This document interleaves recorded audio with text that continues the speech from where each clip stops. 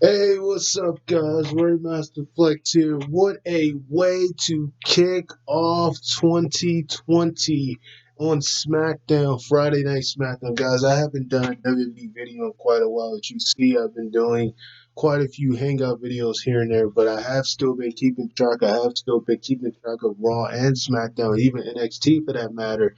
But man, I mean, my God, tonight I definitely had to do a video on tonight because what a series of returns that we seen tonight. Sheamus finally done with the vignettes, finally done with the backstage promos, came out and attacked Shorty G after he was beaten down by the Revival after beating um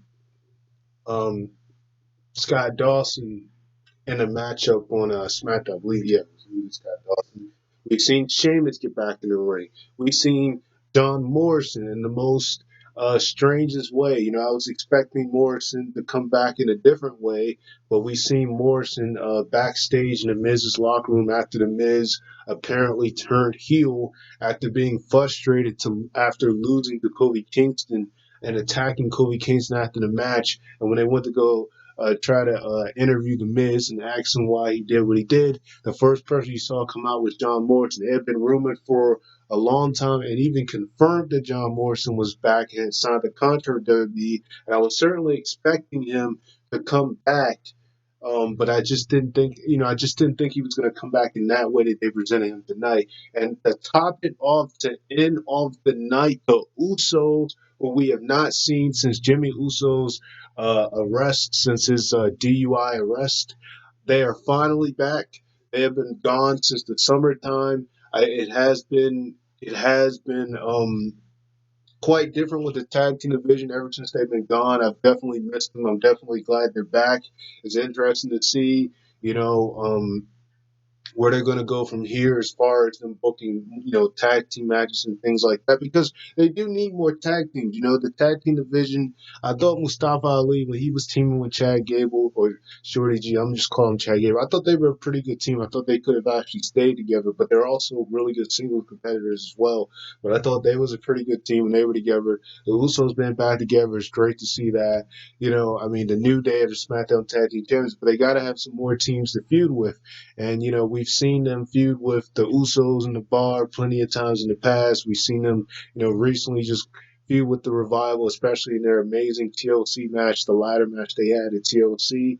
But man, I mean, tonight was definitely the night of returns, man. What a way to kick off SmackDown Live. I mean, overall, I thought SmackDown was pretty decent. It wasn't their best showing, but I thought they did a pretty good job with the whole show overall. I mean, the start off the night with the triple threat women's tag team match with Lacey Evans and Dana Brooke against Sasha Banks and Bailey. Against Alexa Bliss and Nikki Cross. That was a pretty good matchup there. Lacey Evans and Nikki Cross picked up the win, and I really like how they're extending this storyline and really putting, you know, this really heavy thing with Lacey and Sasha. I mean, it does. The only bad thing is it does kind of bring the question as to Bailey. She's the champ, but it just feels like they're more so focusing on Sasha and Lacey than they are with Bailey and Lacey. But Bailey is putting her heart and soul into the storyline. So it's kind of interesting to see how this is going to play out overall. If it's going to lead to Lacey getting a title match against Bailey, or if they're going to keep focusing on Sasha. But you got that whole thing going on. You had the oldest stuff with Mandy that continues to get more and more interesting, especially especially what happened with tonight. We saw, Drew Gulak teasing him, and he picked up a win against Drew Gulak. We saw Braun Strowman pick up a win against Cesaro, extending his rivalry, storyline against Shinsuke Nakamura, which eventually he is going to get an IC title match. It wasn't the best way to start off the year because most of the matches were just repetitious, but definitely, it really was the night of returns. I mean, if you're gonna start off a way to 2020, this is the way you do it. I mean, we seen so many returns. Although, like I said, I thought John Moore's return could have been better. I thought they could have either did something like they did with the Usos, or Sheamus had him come out in the ring or something. Something like that would have been better because no one really likes backstage returns. I mean, that's not the way that you bring someone back. Even though we already knew he was coming back, I mean, that's not the way you bring somebody back. That's the same thing they did with Shelton Benjamin. With Shelton Benjamin, you knew he was coming back because they were already showing the vignettes of Shelton Benjamin coming back 4 years ago. But I mean, you didn't the way that they brought him back with having him backstage revealing to be when Danny Brown was still the general manager, revealing to be the tag team partner of Chad Gable. That's just not the way you do it. I mean, because it really prevents the crowd from having such a high reaction. And I mean, that's kind of what they failed to do at certain returns lately. They either bring them backstage or they bring them in the ring, but it's at the wrong timing. And I think when John Morrison, you would have expected the crowd to pop for that, but because he was backstage, it wasn't really nothing to pop for. You couldn't really hear the crowd's reaction when he came out. But I definitely thought they could have did a better job with his return. But it is interesting to see the relationship they're gonna have with him and the Miz.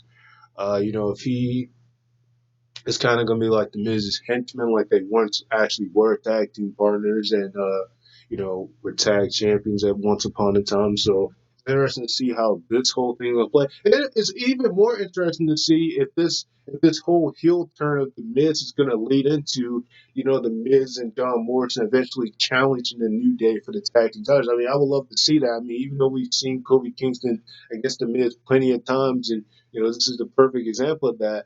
I wouldn't mind seeing John Morrison and the Miz back together as a team, and facing New Day somewhere down the line for tag team titles because you need more tag teams out there. Like I said, you got Heavy Machinery, but Heavy Machinery right now, the biggest focus is Otis. Otis is starting to kind of drift on his own. I mean, they're still they're still a great team, and they had that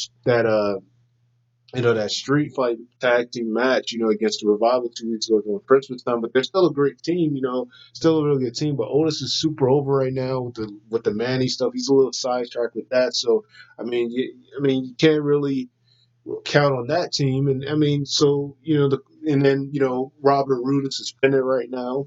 So he won't be back for a while with Dolph Ziggler. So I mean, you really got to have more teams. than Revival is the only other team that's there aside from the tag champions themselves, and the Miz and John Morrison back together. I think this is the timing for that. I mean, we're in a new decade now, and the last decade.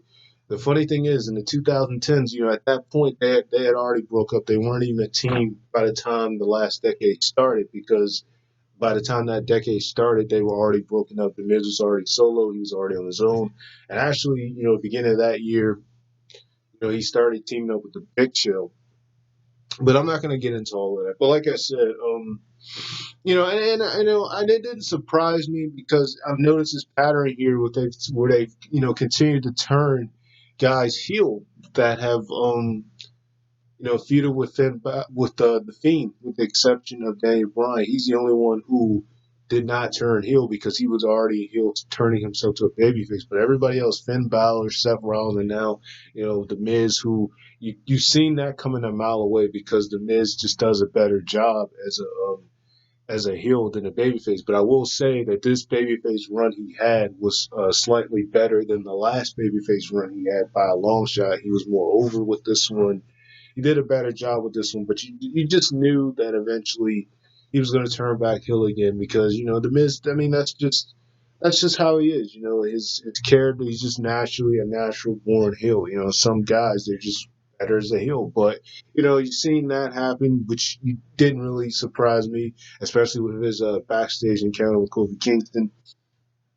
So you've seen that happen. Like I said, you had the Otis stuff with Mandy when she asked him about some more sweets and stuff like that, and Otis was very upset, and so you saw her. They showed her backstage trying to tell Dolph Ziggler, give him an apology. Drew Gulak kind of mocking him, saying she would never want to be with him. I mean, that was interesting. Like I said, the women's match and to kick off the show. I mean, women's triple threat tag team match. All the teams look really good in that match.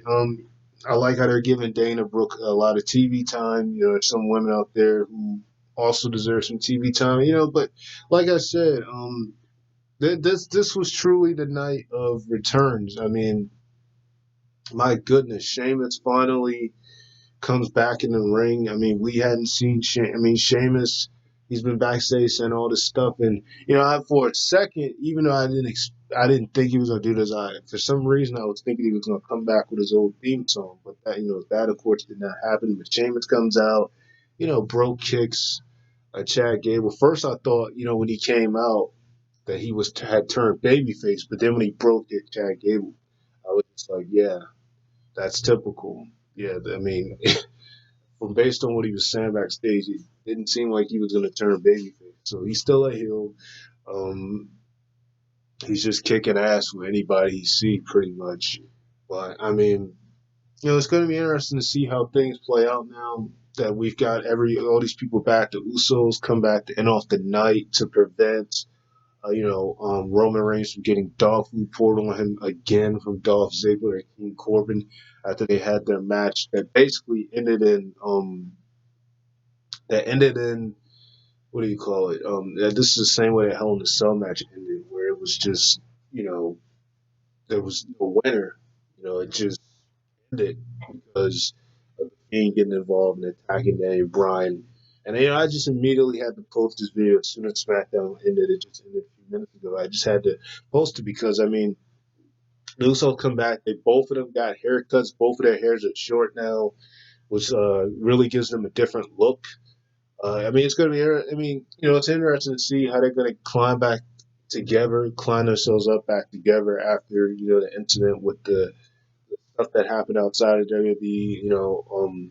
Or how much more fan support they're going to have and things like that. The hope is that Jimmy, at this point, doesn't get himself in any more trouble. I hope the Usos can continue to, participate on SmackDown, and it's good seeing them back on SmackDown. I mean, before Jimmy got in trouble, they were on Raw, and they came on SmackDown because of that ridiculous wildcard rule. But I mean, to see them fully back on SmackDown because of the brand split, it's really good that they put them back. I mean, this is the show that they really made the best name for themselves. This is the show where they won most of their tag team titles. They won three of their tag team titles from SmackDown. They are five-time, um, no, they're six-time tag team champions. So actually, I believe they won four of the tag titles from SmackDown, and then there were two tag titles that they won that was before they even had the SmackDown Raw thing. But they've never won the Raw Tag Team Championship. But they had won the tag team titles before there was the brand split. Before the brand split came back, so they're actually like six-time tag team champions, I believe. And of course, the New Day are seven-time tag team champions. And so, like I said, it's good to have them back. It's interesting to see how they play out in this story with, King Corbin and Dolph Ziggler. Which, it is what it is. The Daniel Bryan and the Fiend stuff is interesting, just like it was interesting, 6 years ago, originally, when they feuded with each other around that time, 6 7 years ago. But yeah, this is great, guys. This was definitely a night of returns. Like I said, yeah, Sheamus come back finally in ring return. John Morrison, which he came back. They showed him backstage. It could have been better, but it is what it is. Could have had him come back a different way. Some people even saying that he could have been a surprise entrant at the Royal Rumble. But this wouldn't be the first time they've had someone come back backstage. And then to top it off, the Usos came back. So definitely a big way to start off 2020.